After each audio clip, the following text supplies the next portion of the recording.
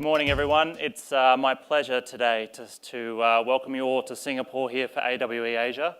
It's my second time actually here at the Singapore event, and I'm really excited to present a little bit about what we're doing at Meta here today. So I guess my name's Mark Jeffrey. I'm based here in Singapore, and I'm proud to lead a wonderful team that bring the partnerships in the enterprise side of our business together across Asia Pacific. So my presentation today is in regards to the future of mixed reality and workplace connection. But what I would like to do at the beginning is actually just call out the amazing work that the community and the XR community is doing to drive adoption of this next computing platform across all markets. We're still early days, to be honest with you, at Meta in relation to our investments here in Asia Pacific. But we're very conscious that this is the largest and fastest growing region for us in a number of ways. And we think there's a large opportunity for the community here, whether you're building for games or a consumer of games or so forth.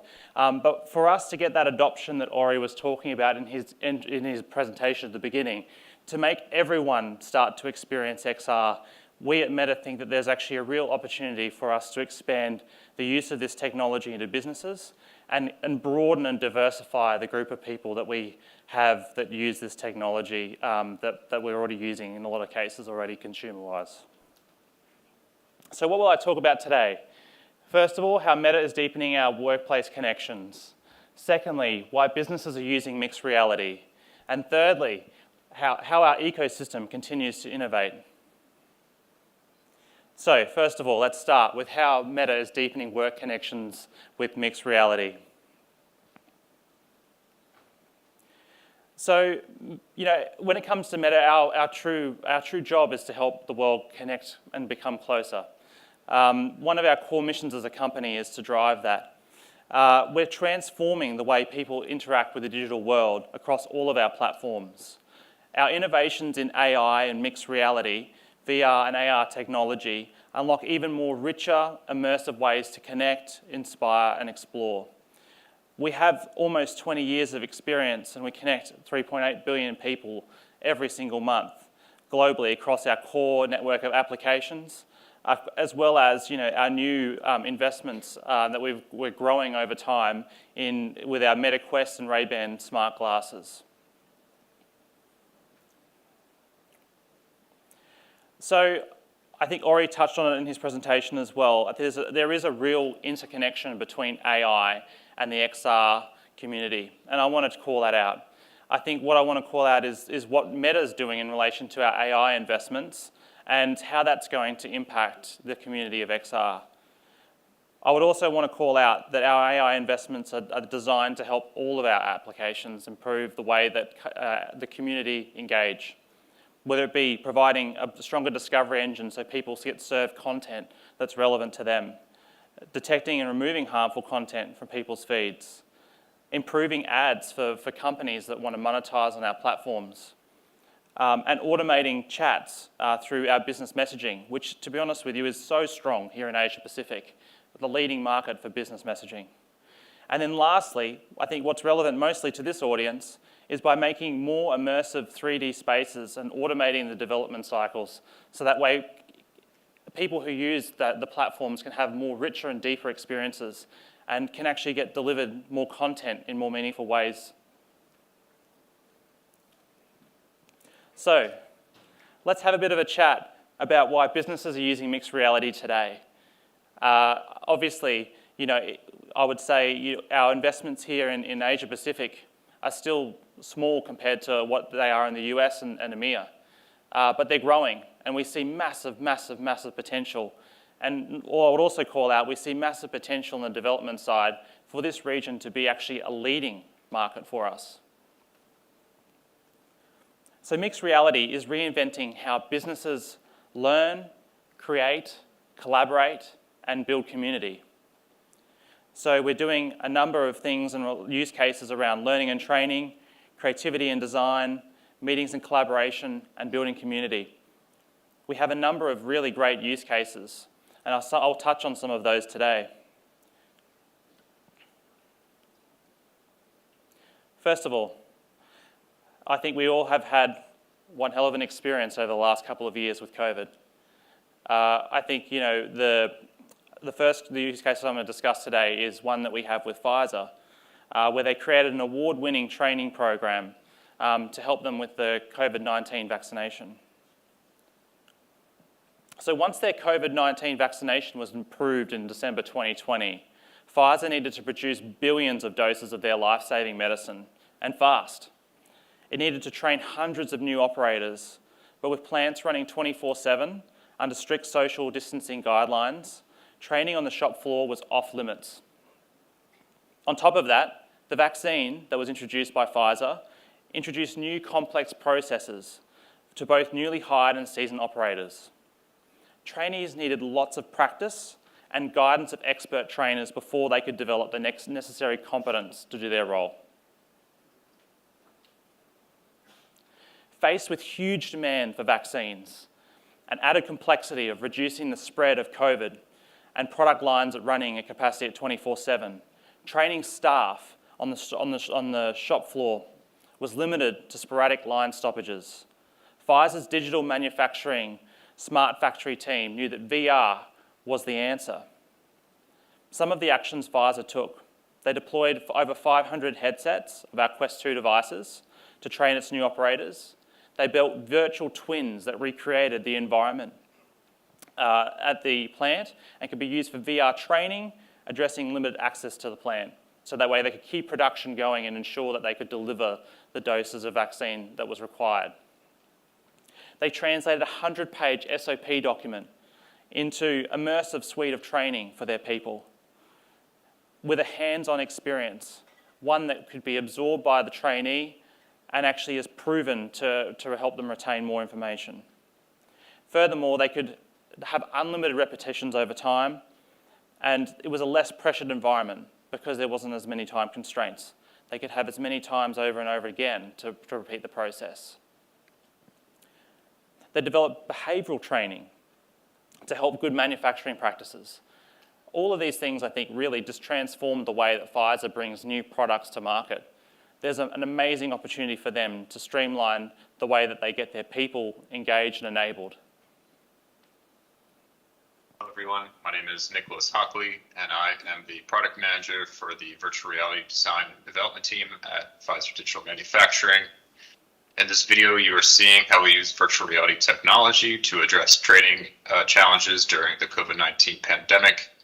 We were able to successfully deploy over 500 Meta Quest 2 devices to train new operators across various sites.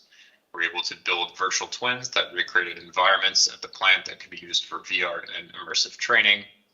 In these immersive training environments, we were able to translate and convert 100-page SOP documents into a suite of VR training apps to create more immersive and hands-on learning experiences. This removed boundaries and enabled our operators and staff to have unlimited repetitions in a low-risk environment without disturbing production. We also were able to address behavioral training and teach good manufacturing practices using the MetaQuest haptic speed tracking features. So you may be asking, why MetaQuest? Pfizer covers massive due diligence when it comes to looking to partner with vendors. Some of the reasons why they chose Meta as their partner is that we're a trusted and familiar product. We're used widely for consumer use cases. It's one of the most recognized names in VR, and we're really proud of that, and we want to leverage that brand. Tech is consistently improving. Anyone who's bought a Quest 2 knows that, as an example, even just the hand tracking has improved sensationally since the first iterations of the Quest 2 released. The operating system continues to deploy new updates, and those features that come to the hardware through the operating system are differentiated through that ecosystem. It's a simple setup for end users. With no wires, no need to tether powerful computing or computers, the headset is standalone and offers 3D environments in a self-controlled device. Affordability. One of our key missions at Meta is to make XR accessible for everybody. And we really think that's important because we want XR to be able to be adopted at large by as many people as possible. And that still is true in relation to business. We want businesses to be able to adopt this at scale, to get as many employees starting to use the technology, and also to drive business results. So let's talk about those results. The reality is that we all know the story. Pfizer produced over 4.5 billion of vaccine doses by 2022. The VR training had a over 40% reduction in time for them to be able to learn the new skills and become productive as employees. Up to $23,000 was saved per employee for training because they were able to keep the plant running 24/7, production running. Significant ROI on every single headset that costs a mere $500. And 87% of respondents said that they preferred VR training than traditional classroom training. It's a more immersive environment. They get to experience using the hardware, the technology, that they're going to have in their plant anyway. And I think being able to do that rather than sitting in a classroom is much more empowering to your people. So secondly, let's talk to a new use case. I think some of you may have travelled here from abroad. We've all seen the advancements in airport technology in relation to custom controls. Singapore itself is investing significantly in this space. Eventually we'll all be able to walk through without talking to anyone, I think, which is great. So NEC in Japan has been doing a lot of work in relation to improving the entry gates in some of the airports in Japan. And they use MetaQuest to do usability tests, essentially ensuring that what is being built is fit for purpose when you throw a heap of people through it.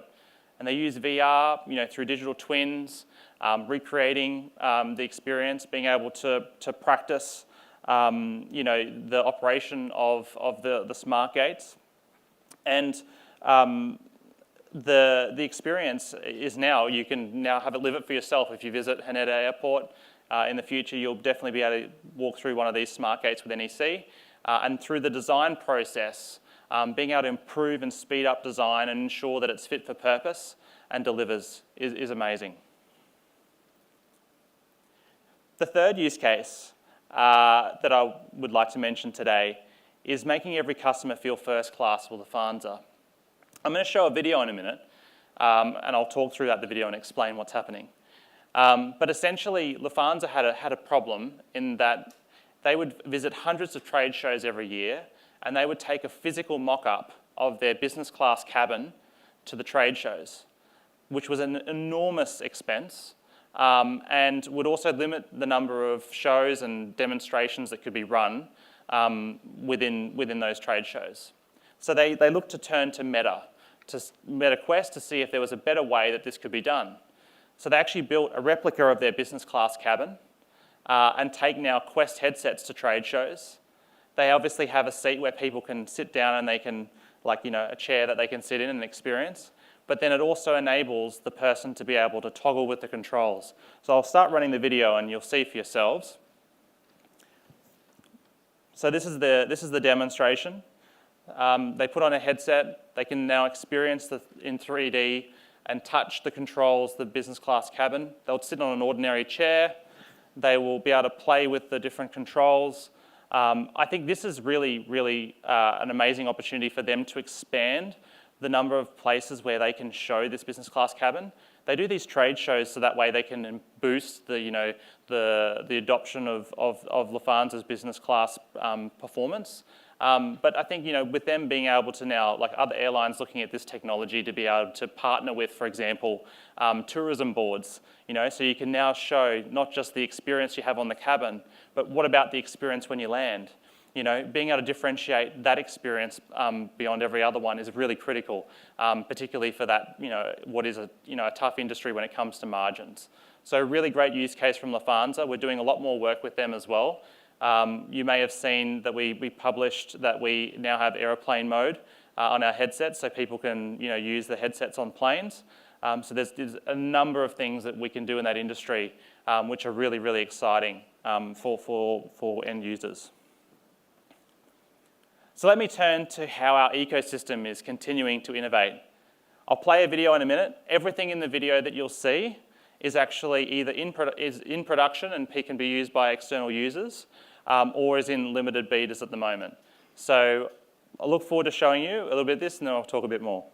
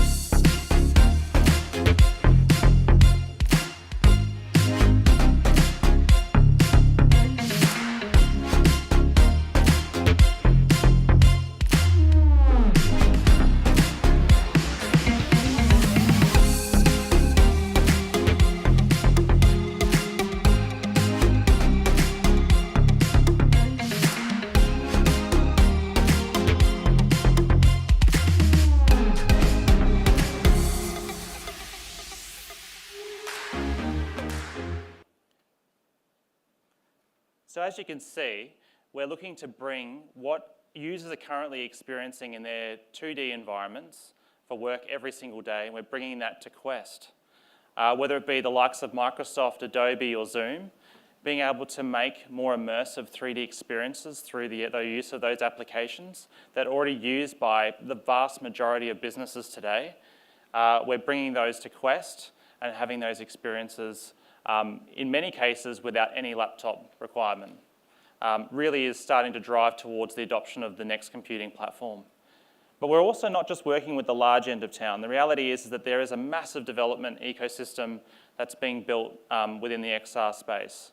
And we're working with, Meta's working with, across the 4 key verticals for business, a number of ISVs that are building amazing content today and platforms which can be leveraged by companies to be able to start their XR journey and be able to adopt the technology at scale.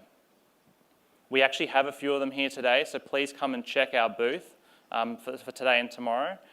We have use cases when it comes to a number of these different categories, and I'm really excited for you to actually put the headsets on and actually see what it's like to experience. What I would also like to call out is at Meta, we're open to feedback. We really want to hear from you. As a community, we understand that businesses are looking for ways to scale the adoption of this technology. It's new to them, it's new to their IT teams in many cases. And they also have privacy and other constraints that they need to consider. So we've listened to that feedback, and we've actually launched a product that sits on top of our Quest devices called Quest for Business, which essentially transforms what is a device that is used for gaming or consumer use cases to a business device that's ready to scale and can be deployed within the existing architecture of a company. So what does Quest for Business come with? It comes with user management, device management, app management, and customer support. So this is something that we've rolled out to give businesses confidence that they'll be able to roll this out across their organisation. Being able to manage, have user management with 2-factor authentication, SSO. Being able to manage accounts centrally, I think, is really critical for enterprise. So we wanted to address that up front. I think the other key thing is making sure that customers feel confident that they will ensure they have support and be able to drive the use cases, like in the ones that I've shown you, to have a really established ROI. We also have shared mode, which is a function where if companies, they want to use a set of devices across a larger number of people, for example, for training use cases, they can use shared mode to make it more seamless. So when someone puts on the headset for the first time, it's a seamless experience. They just launch straight into the application that they need. They get the content that is required from the company, and that it's a great experience. I would also call out what I think is really exciting about this is it gives companies an ability now to ensure that the right content is on the right headset for the right user, depending on what their role is within an organization. So as a developer community, you can have confidence that when you build on our ecosystem, that you'll be able to deploy to organizations at scale. So what to look for later this year? First of all, I'd like to call out that next month, our annual conference, Connect, is held on the 25th and 26th of September. I would highly suggest you watch it. You can see that over the last couple of years, by the way, it's held in the US, so in California, but it will be streamed live online. You can see that over the last couple of years that we've had natural iteration of new devices. We had the Quest 2, the Quest Pro, which was our premium product that was brought out focusing on enterprise for the first time. The Quest 3, which is our newest device. You'll see actually Quest 3s and Quest Pros outside in the exhibit. And you'll see that there's many, many more product iterations that we have. We are fully invested in continuing to drive this. And you would have seen as well with the discussion earlier today from Ori about the Horizon OS, the third-party OEMs that are building on our operating platform as well gives confidence to the community that they will have a place for the applications that drive use to be able to actually scale it across multiple devices as well. With Quest, the software that's being delivered, Quest for Business, so we have Horizon Workrooms, which you saw a bit with Zoom there, which is our collaboration engagement platform for work. Being able to have that connection experience together. And Quest for Business, which is the two first-party software that we have. The hardware, Quest 3, Quest Pro, and Quest 2. And all of this is unlocked by our ecosystem. We have partners, reseller partners, we have developers, we have independent software vendors, and we have large technology partnerships, which are driving value for businesses. I'm personally really excited to work with the community to drive and grow this opportunity to start scaling beyond the traditional users of XR and make it more mainstream. I'm really excited about that opportunity. So in summary, mixed reality is already revolutionizing the way we work, with many businesses already seeing tangible results. You've seen 3 use cases today, but the reality is our team has many, many use cases, slide-fulls of decks with ROI results. So please engage with us to learn more. We're really excited to share that with the community. Meta's ecosystem is fueling momentum by creating business-critical solutions, ones that drive ROI for organizations, and pushing the boundaries of innovation with our Quest 3 headsets, but also with the new Meta Ray-Ban smart glasses. Really excited to see the adoption of that in Asia Pacific. I think there's some incredible use cases already popping up, even in the enterprise space for smart glasses. We're making mixed reality more powerful and more manageable ever with Quest 3 and Quest for Business. So thank you so much for listening to my presentation. I'm really looking forward to engaging with a lot of you here this week at AWE Asia. And please come and check out our booth. Thank you very much.